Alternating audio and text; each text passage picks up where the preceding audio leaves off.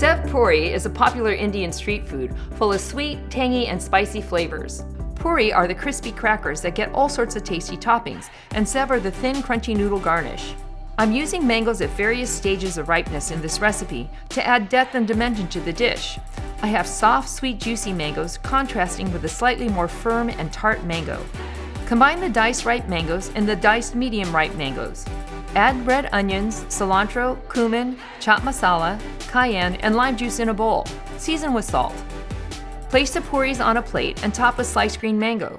Add a little mango tamarind chutney and green chili chutney to garnish. Top with a tablespoon of the diced mango mixture. Sprinkle with Sev, a pinch of cayenne, and more cilantro. You'll love these flavor-packed bites.